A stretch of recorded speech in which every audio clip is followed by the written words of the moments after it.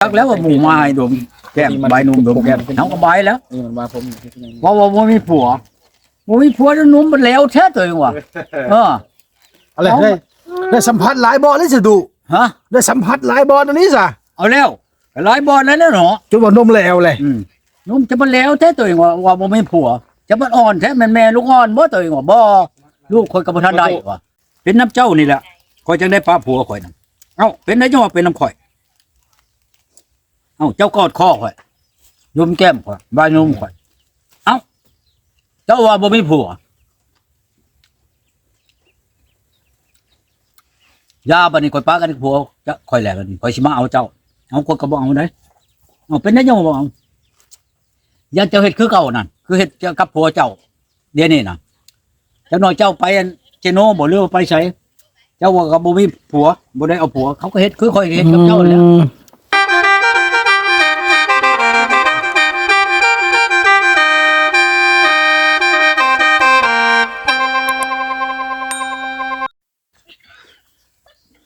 มันบ่แม่นก้อยโจ๊กเขาพวกโจ๊กก้อยอันจะไปพวกบ่มีรถสั่น โอ้ยโอ้ชั่วก็เนี่ยก็นัวหลาย ไปเนาะเพิ่นเบิ่งสิโทรหาเขาก็ได้ด่ากันแหละ โอ้มาแล้วแล้ว ปิดเนี่ยก็มา เพราะว่าผู้ชาวคอยหาผู้ชาวมามันเชาวเมียเขาเอาเมียเขามาบ่ได้เห็นบ่บ้านพูนน่ะก่อนเมื่อป้ากันกับผัว เอาแล้ว เอ้าคอยดมแก้มโยเนาะคงว่าผู้ชาวคอยท่าเจ้าแต่8 โมงพุ่นหาจนฮอด10 โมง2 ชั่วโมงเจ้าคอยท่าเจ้านี่ว่ะลูกเจ้าท่ายังคอยอยากเบิ่งเจ้าคอยอยากลิ้นคอยอยากเว้านํเจ้า เจ้าได้อีหรือบ่8 เทื่อ9 เทื่อนั่นคืนหนึงนั่นเอ้าก็ลองมึงว่ะบ่ฮอดแต่คืนเอากลางเว้นนี่ก็เอาอะกอดคอเพิ่นดมแก้มเพิ่นบ่นับเมื่อไปแล้วแบบพิษกันกับผัวบ่นี่ผัวว่าเดี๋ยวนั้นจะไปให้อันลูกก้อนดมแก้มเอ้าคอยว่าคอยบ่มีผัวปากันบาดนี่โอ้เจ้านี่เว้าไปนั่นน่ะก็เป็นเนาะว่ะเห็นว่าบ่บัดมันพลาดมันก็เป็นเลยคันสิมาให้คอยบ่ได้เมียโตว่าบ่มีผัวเนาะคอยบ่มีผัวคันบ่มีผัวแล้วคอยบ่ได้ย่านกลัวความผิดแต่คอยก็บ่มีผัวบ่มีเมียคือกันกอดคอมาดมแก้มแล้วแล้วมันมาให้เมียให้เรื่องของเจ้ากับเมียเจ้าอันนั้นคอยก็บ่ได้ว่าหยังที่บ้านอันนั้นถึงคอยแล้วบ่ได้สมมุติว่าคอยมันของถามว่าเจ้ามีผัวบ่ว่ะฮะ เอาจริงเลยเนาะตู่เนาะ เฮ้ยโทรมาครับ นั่นก็บ่ได้เลยเนาะ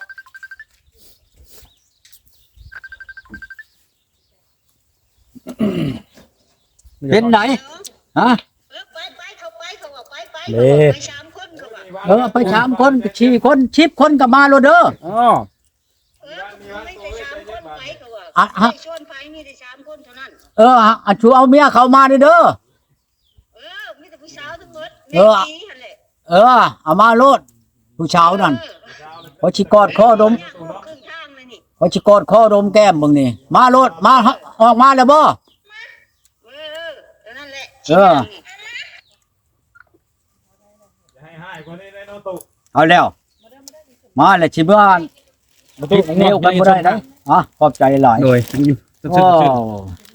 ไปเอาอันนั้นเพิ่นพากมาให้แต่เวียงเช้านี่น้ำผึ้งแน่บัดนี้ของอันยาเชิมอาหารพี่ชัง อาหารเสริม อาหารเชิมแน่ เพิ่งเดินหาบ่ ไปนม ตึกตักบ่ตุ ฮะ ตึกตักบ่กินแล้ว เรา นะ ได้ตึกตักได้เราอ่ะ บ่แหล้วของมาบำรุงเด้ อะไรแบบบำรุงเรื่องตึกตักแล้วบำรุงนะ มีแห้งกับบาดมีแข็งแห้งเลยเนาะ ยังสิเอาลงมาให้เบิ่งอยู่เพิ่นเอาผักมาให้นั่นผักมาได้หลายมื้อแล้วหากข่อยบ่ได้ไปเอามันคา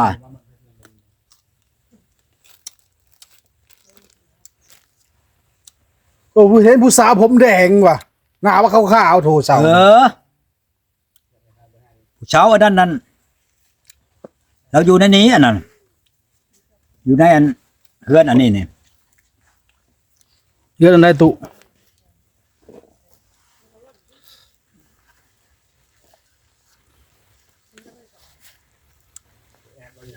ผู้เช้าอยู่มาในหนทางนี้อันนี้นะ โหดนำทางบ่ อยู่ในหนทางนี้ โ โอ้ มาแล้วเขาห้องเขามาพี่ก้อนเขามาพี่เขาไปบัดนี้ อืม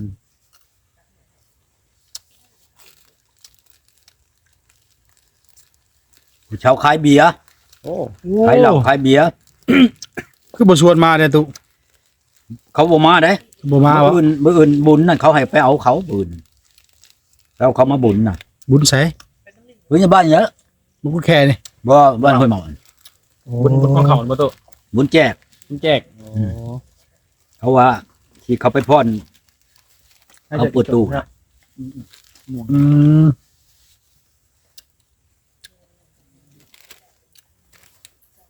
โอ้สาวขายเบียร์ก็งามเลยตุ ขึ้นไปเอาอันนั้นยาคอยกับมันน้ำเพิงมาแน่ที่ อยู่ ที่ ไหนตุ นี่นะเนี่ยในหันขึ้นไปเห็นแล้วคอยเอาเมียนนำกันนั่นคือที่มาแต่ว่ายาอันนี้มันผู้เจ้าเพิ่นนั่นผู้ชงมานั่นเพิ่นว่าคันไปฮอดเจ้าแหละกันว่านี่อันชุมมันอันนั้นลงมาลงชิปนะให้โฆษณาให้ในเด้อเพิ่นว่า อืม บ่เป็นหยัง คือมีคนสนใจเนาะ เงเพิ่นให้มีญาติมีผู้สนใจ อืม ญาติคนบ่ทันแก้ฉันดอกนี่ ในกล่องในบ่ตุ แม่นเลยสองกองน่ะเอามาเบิดนั่นตัวหนึงน่ะกอง ตัวหนึงน่ะกองน้ำเพิง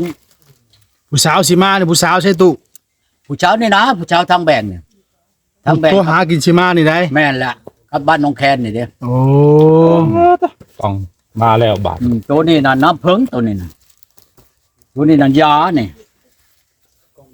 แกะบ่รู้หาตู้แม่นมัน จังหวะที่เบิ่งที่ มันบ่จัก เป็นเรื่องอื่นเนาะ แนวอื่นบ่จัก จังหวะแล้วบัดแก้แล้วบัดบ่แม่นชายาน่ะเนาะ อ้าว เป็นแนวอื่นชะโยมันก็บ่เป็นท่าเด้อเฮ้ยเบิ่งสิแก้เบิ่งนี่ นี่เอาผ้านี่ปาดตุ มันสิแม่นหยังอยู่ในนี่น่ะว่ายาบำรุงได้บ่วัดเจ้าเอาแล้วให้เจ้าอันลงคลิปอันเปิดมาให้ข่อยในเด้อว่าฉันอันผู้เจ้าอันยานี่นั่นหากบ่ได้ลงคลิปไปให้ชงไปให้ชัก เพิ่นจะได้เห็นว่าฮอดคือหยัง แบบไป เนาะ ฮอดแล้วเจ้าหันแปลว่า เจ้ากินแล้วก็ให้โฆษณาให้เพิ่นแหน่เพิ่นว่านะมันดีแบบใดหั่นน่ะ เอาก็สร้างบ่ จังว่าจะสิลองเบิ่งนี่มันสิเป็นมันสิดีดีวะเองแต่ว่าค่อยนี่นั่น เอาก็สร้างคิด ขับได้บ่ แต่ว่าธาตุล้มเหลวเนี่ยจักหน้อยว่าเดี๋ยวนี้ ขึ้นกัน ถือว่าบ่ยากเพิ่นว่าค่อยสิส่งยาไปให้ดอกส่งมาให้มึงดูว่า แต่ง ก็มันตึงตังนี่ ก็ยัง บ่ได้เว้าแล้วอะมันใช่แบบไดว่าอันยานั่นมันกินข้าวบ่แซ่บนอนบ่หลับบ่ เป็นกล่องในบ่ตุเป็นเม็ดเป็นแบบทง เจ้าว่าอย่างนี้เพิ่นว่าเป็นน้ำเดี๋ยวใดเพิ่นก็ยังบ่ทันเห็นหยังว่าเพิ่นก็สิแกะเบิ่งเดี๋ยวนี้แหละมันสิเป็นแบบใด ปาดอีกตู้ปาดอีก กล่องตัวนี้นักเด้ตัวนี้นะ น้ำผึ้งมันก็นักกันแล้ว บ่ น้ำผึ้งได้หั่น อันนี้ได้ ตัวนี้ละ2ล้านราคานะ2ล้านกีบตัวนี้น่ะเพิ่นว่า800,000 ครับนี่บ่ตู้ 800,000นั่น79,000 ตัวนั้นน่ะบ่ ราคามันตัวนี้อันนี้ คือธงยังอีกกันบาง อัน ๆโอ้มีแถมธงให้อีก จังหวะแล้วมันสิมีหยังอยู่นี่ แถมได้นี่ แถมได้ ผมใส่เด้เฮาบ่ได้ไปหิวเอาเด้ แม่นๆแต่ว่า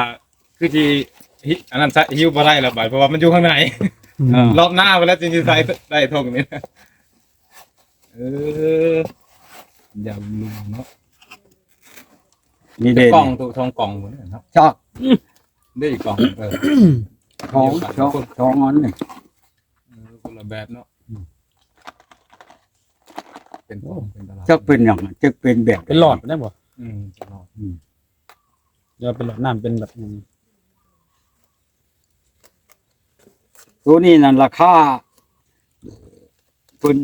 ส่งมาให้เบิ่งในอันโทรศัพท์นี่879,000 ตัวนี้น่ะ ล้านเนาะแพงอียานี่ มันก็เขาล้านแล้ว ก็ดูดี ดูดีบ่แม่นหยังอาหารเชิมเพิ่นว่าน่ะ เป็นดูดี เจอมันเจ็บ บำรุง มันเจ็บน้ำแอวน้ำมันนี่นะเว้าอันโทรไปหาเพิ่นน่ะเพิ่ พิ่นว่าบ่ยากสิช่วยเหลืออ่าร วมทั้งอันน้องชายนำแล้วเนาะตู่เนาะตึงตังเลยแหละเนาะ เบิดแล้วเบิดทุกอันนั่นแหละ ยังอยู่ในร่างกายเฮาแม่นบ่ อืม ส่วนใดอยู่ในร่างกายตึงตังหมดนะ แต่ว่าธาตุอ่อนเพลียนะมันกินตัวนี้นะอย่างนี้เพิ่นว่า โอ้ยอันจิมันได้จักเท่าใดเดือนผู้ใดอย่างนี้เว้าได้บ่แม่นสิกินเบิดไว้หลายได้ อืม แม่นสิกินมื้อนี้มื้ออื่นเบิดบ่ได้เป็นเดือนเป็นอันนั้นพุ่นได้วะพุ่นเป็นช่องได้ อืม เป็นช่องได้นี่ ทรงแบบกาแฟนี่เนาะ แป๊บเดียวก็เพนี่เนาะ เพนะเบิ่งเด้อนี่1 2 3 4 5 6 7 8 9 10 11 12 13 14 15 16 17 18ช่อง อืม 18ช่องอันนี้นะ อืม จักว่ากินแบบใดแล้วเสียนังสิโทรถามอีกได้นี่เบิ่งตัวนี้มันเป็นจังไดตัวนี้ ฮักของคือเฮา ตัวนี้มัน ใช้อยู่ จะคือหมอกเขียน เด้ ฮูบมันนี่ มากยังไงล่ะตุ อันฮูบมันนี่นะว่ะจักสิมากหยังเลยนี่ คล้ายๆมังยอมังหยังเนาะตู่ เออจัก คล้ายๆมัง เอย อ อแม่นเลย แม่น จะคือหมอกยอ ฮะ คือเห็นบ่ แบบว่าฮะ มันคือ อันกาแฟเฮาเด้เขาเฮ็ดอันฮูบกาแฟใช่หั่นเด้ แต่ตัวแดงๆอันยังก็ จี นี่ จะว่าสิลองเบิ่ง ให้กินมือจากท้องนี่ตู่ คือว่ากินเช่าแรงตัวฉันอย่างนี้เราเอา เอาเลยท้องครับ ยานี่นั่นตัวนี้ยาตัวนี้นั่นบ่ได้มาแตะเวียงตัวนี้นะตัวนี้กับตัวนี้มาแต่อันนี้ทาชนูเช้าค้ำผากมาให้ตัวนี้นะ โอ้ เจ๊ครับเนาะ เช้าค้ เจ๊ครับอยู่ทาเชนูเนี่ยบ่ตู่ ำเจ้ค้ำตัวนี้ดูทาชนูนี่เป็นผากมาให้อันนี้ อันเสริมเฮ็ดดูดี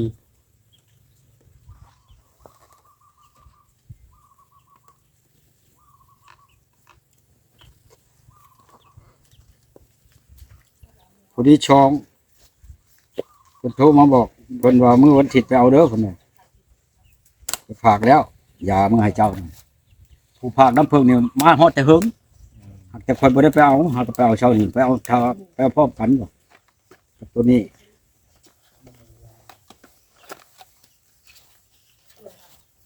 เป็นอะไรเนี่ย ตัวนี้ก็เป็นช่องคือ ท้อง กัน คือกันเนาะ อันเด้ ท้องสีดำกัน ตัวนี้ก็สีบ่คือกันได้อันเด้ เอาไปขายดำยังจะบ่แม่นดำ ลงเดินมีต่างกันนี่แต่ว่าการกินเนี่ยกินชับกันไปบ่รู้ว่ากินตัวหนึ่งแล้วจะก่อน อย่างนี้ว่าตัวหนึ่งนั่นล่างลำไส้ อืม ตัวใดนั่นตัวใดนั่น จักสิแม่นตัวไหนก็สิมันก็สิไม่ บอก พลอยมันก็สิไม่ออกอยู่ในนี่แหละ ตัวล่างลำไส้บ่รู้ตัวหยังก็ดีฮะก็เบิ่งตามพลอยมันนี่แหละ มันก็มีอยู่หนังสือนี่อยู่หนังสือนี่มันสิบ่ปากน้ำเฮาแล้วหนังสือนี่ โยมแม่น มันปากน้ำมันเฮามันปากน้ำเฮาบ่ได้แล้วหนังสือ มีแต่เฮาและปากมัน มีแต่เฮาปากมันได้อยู่ครับ แต่ว่า มันบ่จักภาษากัน แม่น บ่จักภาษากันเบิ่งเด้อตัวนี้ไม่จักช่องตัวนี้1 2 3 4 5 6 7 8 9 10 11 12 13 14 15 มัน 16 เศร้าเนาะ ตัวนี้นั่น16แล้วว่าหรือ15 1 2 3 4 5 6 7 8 9 10 11 12 13 14 15ตัวนี้15ช่องตัวนี้นะแต่จักตัวใดอันกินนั่นย่านแม่นกินตัวนี้บ่แม่นดอกตัวนี้มันมีบอมอันมีอันนี้นะธาตุอันนี้เนาะ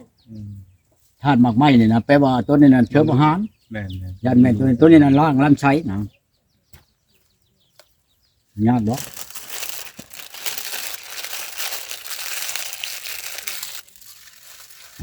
อันผู้น้ำเพิ่งในช่อง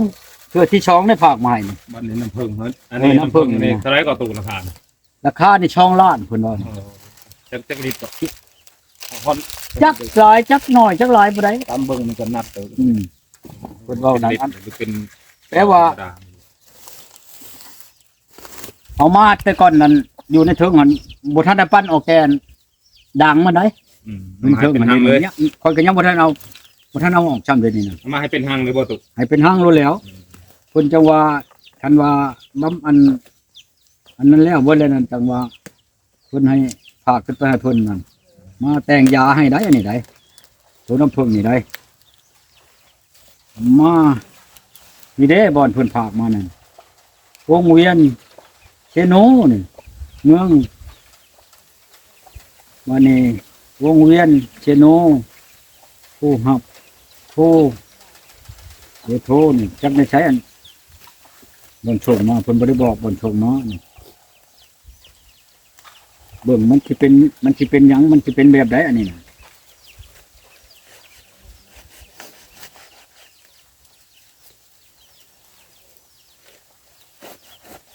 นี่คือกันนี่ยานี่คือกันแล้ว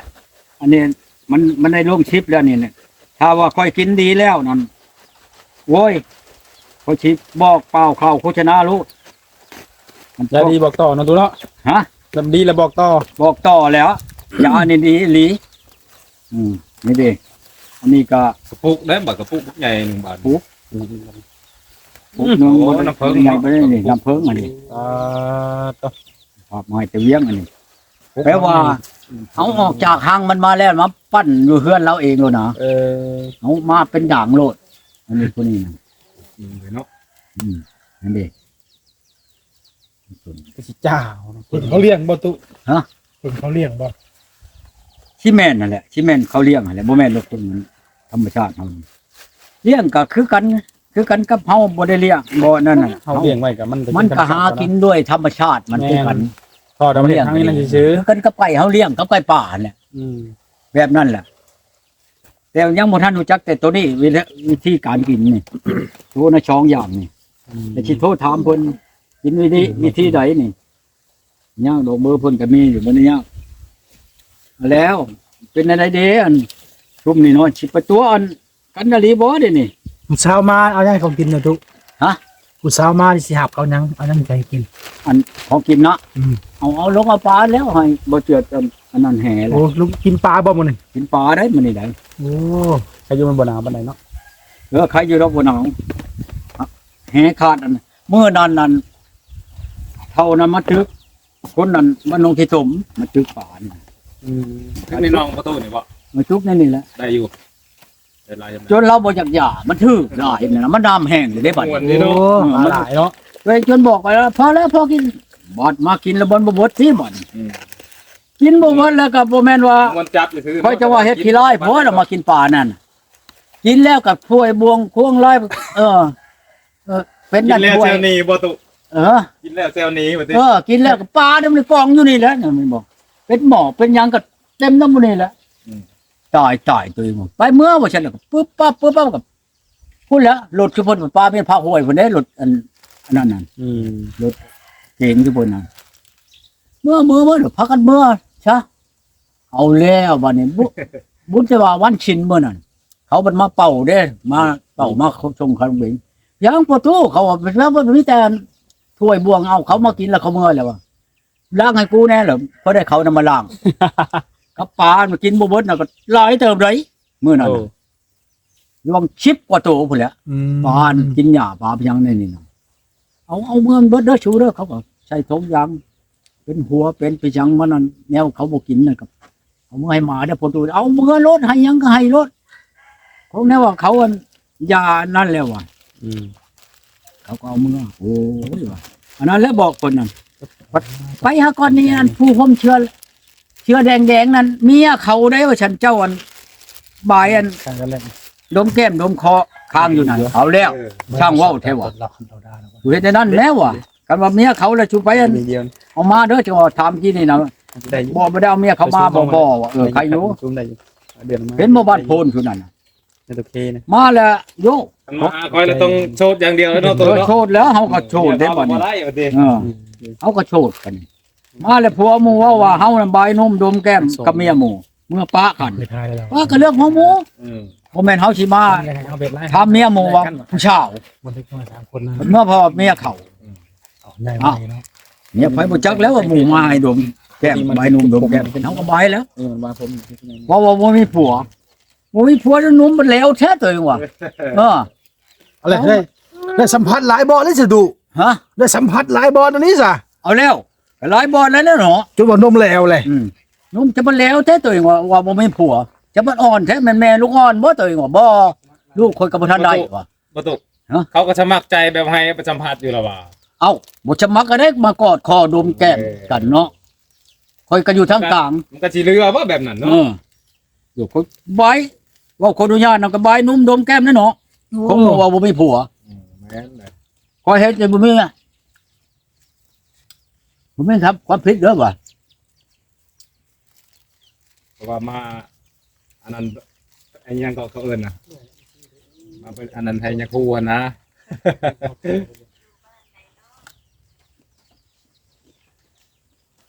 บัดเมื่อแล้วบัดผัวให้ เมื่อผัวให้ปากกัน เอาแล้ว เมื่อปากกันคืนน่ะบ้านนี้ละคนบ้านเขานำเอาเด้อตู้เด้อปากกันแล้วว่ะอันเขาผู้เห็นนั่นคอยลงชิมน่ะ อืม ปากกันเลยเด้อเอาเด้อบัดนี้ไปหาเจ้าโลแล้วบัดนี้น่ะปากกันกับผัวแล้วว่ะ อืม หักบ่ได้มามื้อนั้นมื้อที่สองมาได้ มาเบิดทั้งสองเขาน่ะขี่รถช้อนกันมาค่ำแล้ว กับผัวแล้วนะ บ่แล้วอันโมงวันแล้วค่อยกอดคอคนสองผู้ชาวน่ะคนนี้น่ะมาเบิดช่องมาเฮ้ยก็เนาะของวันนั้นค่ำเลยเด้เอางัวเอาหยังขับผูกแรงพวกหยังเลยนี่เชียงรถจักรว่าเอาเว้ยทำมาหยังวะลุกไปเบิกเบิดแม่นสองคนพระองค์พุ่นน่ะ อืม เป็นน้ำเจ้านี่แหละคอยจังได้ปลาผัวข่อยนั่นเอ้าเป็นได้จังว่าเป็นน้ำข่อยเอ้าเจ้ากอดคอข่อยยมแก้มข่อยบายนมข่อยเอ้าเจ้าว่าบ่มีผัวยาบัดนี้ข่อยปากันกับผัวจะข่อยแหลกกันนี่ข่อยสิมาเอาเจ้าเอาคนก็บ่เอาได้เอาเป็นได้จังว่าบ่เอาอย่าเจ้าเฮ็ดคือเก่านั่นคือเฮ็ดกับผัวเจ้าเดี๋ยวนี้น่ะจักหน่อยเจ้าไปอันเจโนบ่หรือว่าไปไสเจ้าว่าก็บ่มีผัวบ่ได้เอาผัวเขาก็เฮ็ดคือข่อยเฮ็ดกับเจ้าแหล้วข่อยก็เฮ็ดบ่ได้เด้คันเป็นเมียข่อย น้ำบ่ทันได้กินแล้วว่าตูน